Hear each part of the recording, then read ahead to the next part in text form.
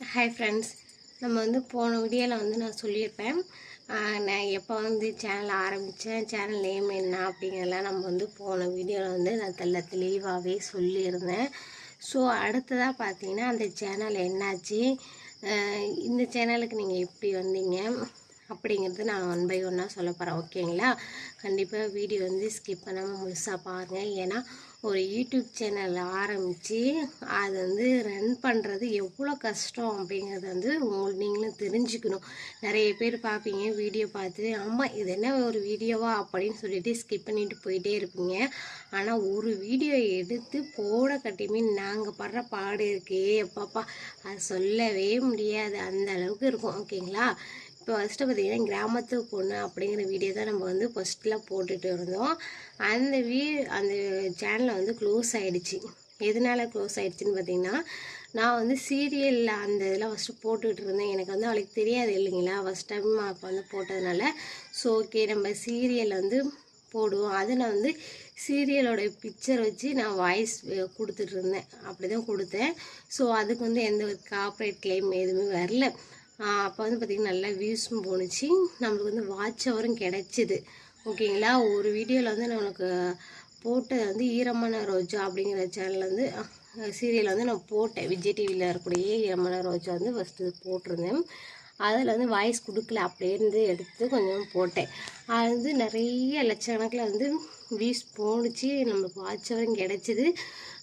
இருந்தாலும் அது போடக்கூடாது, அவங்க காசு கட்டி அவங்க இந்த சேனலை ரன் பண்ணுறாங்க. ஸோ அந்த இதில் உள்ள சீரியல் நம்ம எடுத்து போட்டால் கிளைம் வரும். அதனால் அதில் ஃபஸ்ட்டு வந்தது நம்மளுக்கு 1000 சப்ஸ்கிரைபர் வந்தாங்க. ஸோ அந்த இது நான் டெலீட் பண்ணிட்டேன். வாட்ச் ஹவர் போயிடுச்சு, சப்ஸ்கிரைபர் மட்டும் இருந்தாங்க அப்படியே. ஸோ அப்புறமா அப்படியே போனேன், நான் மறுபடியும் கன்டினியூ பண்ணிகிட்டே இருந்தேன். அதில் பார்த்திங்கன்னா என்னுடைய ஹஸ்பண்ட் தெரியும் கிரிக்கெட் போட்டாங்க, கிரிக்கெட் பற்றி போட்டாங்க. அதில் பார்த்திங்கன்னா கிளைம் போட்டாங்க. அவரும் ஒவ்வொரு டைம் எடிட் பண்ணி போட்டாங்க. 3 டைம் கிளைம் வந்துருச்சு. நான் ஒரு 2 டைம் வரும்போதே நம்ம ஸ்டாப் பண்ணியிருக்கணும், தெரியாமல் போட்டார் மறுபடியும். அப்படி போட்டனால என்னாச்சுன்னா பிளாக் பண்ணிட்டாங்க சேனலே. கிளைம் 3 டைம் கொடுத்தாங்க, இல்லைன்னு சொல்ல 3 டைம் கொடுக்கும், கிளைம் க்ளோஸ் பண்ணிட்டாங்க. அந்த பொண்ணு பார்த்து சொன்னது ரொம்ப கஷ்டமாயிடுச்சு, ஐயோ போயிடுச்சே அப்படிங்கிற மாதிரி ரொம்ப ஃபீல் பண்ணி உட்காந்துருந்தேன். அப்போயே என்னுடைய ஹஸ்பண்ட் ஏன் ஃபீல் பண்ணுறா, பரவாயில்ல, இதே ஒன்று வெற்றிக்கு அடிப்படை தோல்வினாங்கள அதுமாரி சரி ஓகே ஃபஸ்ட்டில் தோல்வி அடைஞ்சேன், நான் இன்னும் மறுபடியும் ஆரம்பிச்சிக்கலாம் அப்படின்ட்டு மறுபடியும் ரேவதி விழாக்குன்ட்டு அந்த சேனலை ஓப்பன் பண்ணி கொடுத்தாரு. அதில் பார்த்திங்கன்னா கிராம அந்த இது விழாக்கான போட்டிருந்தேன், வீட்டில் என்னென்ன செய்கிறேன் போகிற வரேங்கிற மாதிரி எல்லாம் போட்டிருந்தேன். அந்த சேனல் இன்னும் ரன்னிங்கில் இருக்குது. ஓகேங்களா? அதில் பார்த்திங்கன்னா நிறைய வியூஸு சப்ஸ்கிரைபர் எல்லாம் வந்துட்டாங்க, ரீச் பண்ணிட்டோம் எல்லாமே. இதில் பார்த்திங்கன்னா நான் இந்த 2வது சேனல் ஆரம்பிக்கும் போது, ரேவதியில் ஆரம்பிக்கும் போது எனக்கு குழந்த பிறந்துருச்சு. அந்த சேனல் நான் மாசமாக இருந்தேன்னு சொன்னேன். இதில் பிறந்துருச்சு. குழந்தையும் பார்த்துக்கணும், சேனல்லையும் பார்த்துக்கணும் அப்படிங்கிற மாதிரி. இது ரேவதி விழாக்கிலே நான் எடிட் பண்ணுறது வீடியோஸ் பார்த்திங்கன்னா நானே எடுப்பேன். அவர் அவளுக்கு எடுக்க வர மாட்டேன் அப்படின்னு சொல்லி விட்டார். நானே எடுக்க ஆரம்பித்தேன். ஸோ ஓகே எப்படியோ நம்ம எடுத்து போடுவோம் அப்படிங்கிற மாதிரி எடுத்து போட்டுட்டு தான் இருந்தேன். நல்ல வியூஸும் கிடச்சிது. கொஞ்ச நாள் கழித்து பார்த்திங்கன்னா என்னோடய பையனுக்கு கொஞ்சம் உடம்பு சரியில்லாமல் போச்சு. அது காய்ச்சல் சளி நிறையா ஃபிக்ஸ் மாதிரி வந்துடுங்களா, அதுமாரி வரும். எனக்கு பயமாகிடுச்சு. ஓகே நம்ம இது பார்த்துட்டே என்னோடய பையனை கவனிக்க முடியலையே அப்படின்னு பார்த்தேன். ஃபஸ்ட்டு நம்ம பையன் முக்கியமாக சேனல் முக்கியமாக அப்படின்னு பார்க்கும்போது பையன்தான் முக்கியம் அப்படிங்கிற மாதிரி அதுவும் கொஞ்சம் ஸ்டாப் பண்ணி வச்சுருந்தாங்க. அதனால் நான் தொடர்ச்சியாக போட்டுகிட்டே இருந்தேன். மானிட்டேஷன் எனக்கு கண்டிப்பாக கிடச்சிரும், அந்தளவுக்கு ஆயிருந்தது.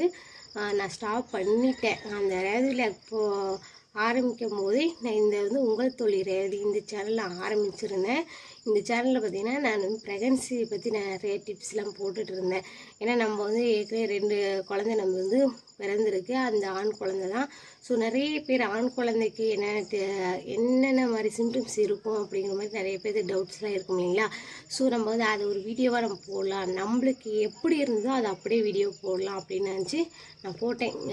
எல்லாத்தோடய அந்த கிராமத்து பொண்ணு ரேவதி விழாக்கோட இந்த உங்கள் தொழில் ரேவதியில் வியூஸ் நிறைய கிடச்சிது, சப்ஸ்கிரைபரும் வந்துகிட்டே இருந்தாங்க. ரொம்ப சூப்பராக இருந்தது. அதுக்கப்புறம் தான் பையனுக்கு உடம்பு சரியில்லைனவும் ரேவதி விழாக்கு சேனல் அப்படியே ஸ்டாப் பண்ணியிருந்தேன். உங்கள் தொழில் ரேவதி இதுலேயும் நான் ஸ்டாப் பண்ணி வச்சுருந்தேன் வீடியோஸ் எல்லாமே. அப்புறமா கொஞ்சம் பையன் வந்து கொஞ்சம் பெருசானான். இப்போ வந்து பார்த்திங்கன்னா 3 வயசு முடிஞ்சு 4வது வயசு ஆரம்பிக்குது. ஸோ நம்ம வந்து அதிக நேரம் எடுக்காமல் இப்போ வந்து பையன் வந்து காலையில் இதெல்லாம் தூங்குவானிங்களா, இந்த டைமில் நம்ம ஒரு வீடியோ எடுத்து வச்சா நைட் டைம் நம்ம தூங்கும்போது எடிட் பண்ணி வச்சுக்கலாம். அப்படியே இப்படியே நம்ம போட்டுகிட்டே இருக்கலான்னு நம்ம கொஞ்சம் யோசனை தோணுது. ஸோ அதனால் சரி பண்ணலாம் அப்படின்னு ரொம்ப நாள் கழிச்சு வீடியோக்குள்ளே வந்தேன். மறுபடியும் பார்த்திங்கன்னா வியூஸ் நல்லாவே கிடைக்குது. இன்னும் நிறைய வீடியோ எடுப்பேன், நிறைய போடுவேன். இதில் வந்து பார்த்திங்கன்னா மறுபடியும் ப்ரெக்னன்சியை பற்றி போடுறதுக்கு அப்புறமா இப்போ வந்து பட்ஜெட் பற்றி போட ஆரம்பிச்சிருக்கேன். நம்ம வந்து சம்பளம் இவ்வளோ தான் வாங்கணும், அந்த சம்பளத்துக்குள்ளே எப்படி நம்ம வந்து குடும்பத்தை ரன் பண்ணலாம் அப்படிங்கிற மாதிரி நான் போட்டுட்டு இருக்கேன். நல்லாவே ஓடுது. இப்படி தாங்க நான் வந்து சேனல் ஆரம்பித்து இப்படி தான் என்னோடய லைஃப் போயிட்டே இருக்குது. ரொட்டேட்டாக கண்டிப்பாக வந்து ஒரு சேனல் ஆரம்பித்து அதில் வீடியோ போட்டு எடிட் பண்ணி போட்டு எடுக்கட்டும் போதும் ஆகுது. எங்களை மாதிரி ஆளுங்களுக்கு வந்து நீங்கள் கண்டிப்பாக ஆதரவு தரணும்னு நான் கேட்டுக்கிறேன். இந்த வீடியோ உங்களுக்கு பிடிக்கும்னு நினைக்கிறேன். நெக்ஸ்ட்டு வீடியோவில் பார்த்தீங்கன்னா ஒரு கூட்டு குடும்பத்தில் எப்படி நம்மளோட லைஃப் இருக்குது, தனி குடும்பத்தில் எப்படி ஒரு லைஃப் இருக்குது அப்படிங்கிறது நம்ம வந்து அடுத்தடுத்த வீடியோவில் பார்க்கலாம். ஏன்னா எல்லாமே ஒவ்வொன்றா என்னோடய லைஃப்பில் எல்லாம் எப்படி இருக்கோ அப்படி தான் உங்களுக்கு ஷேர் பண்ண போகிறேன். ஓகேங்களா? கண்டிப்பாக இந்த வீடியோ உங்களுக்கு பிடிச்சிருந்தா வீடியோக்கு லைக் பண்ணிக்கோங்க, ஷேர் பண்ணுங்கள், கமெண்ட் பண்ணுங்கள். நம்ம சேனலை மறக்காமல் சப்ஸ்கிரைப் பண்ணிக்கோங்க. தேங்க்யூ, பாய்.